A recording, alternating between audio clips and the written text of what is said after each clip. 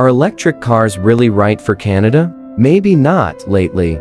Canada has been pushing hard for electric vehicles (EVs). The government wants most people to stop buying gas cars by 2035 and instead drive electric. But more and more signs are showing this might not work for everyday Canadians.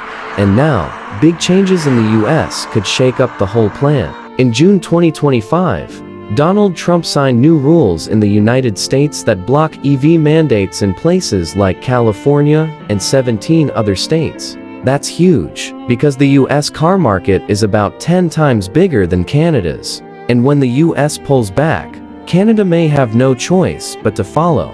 Why? Because car makers won't spend billions making EVs for just Canada if Americans aren't buying them too. Experts are now warning that Canada's EV goals might be impossible to meet. Even though many Canadians want to help the environment, EVs are just not a good fit for most people here. They cost too much.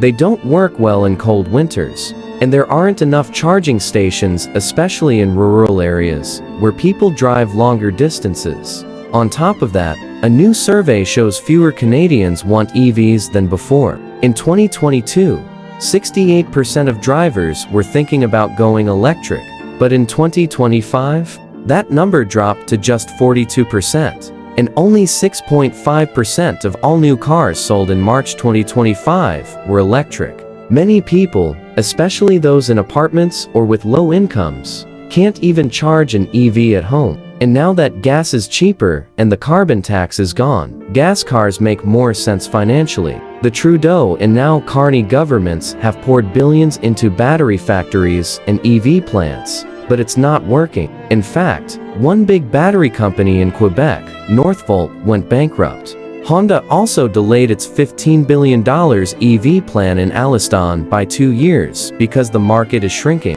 Even car industry experts say that if the US steps away from EVs and Canada doesn't, it will cause big problems. The two countries' car industries are too connected. And let's be honest, most Canadians live in places where electric cars just aren't practical. They need reliable, affordable vehicles that work in extreme cold and long-distance travel. That's not most EVs right now. Trump is also cutting tax breaks for EVs. The truth is clear. If the US dials down its EV plan, Canada might be forced to do the same. Maybe it's time our leaders stop chasing trends that don't work for regular families. Let's build a plan that makes sense for Canada, not just copy what looks good on paper.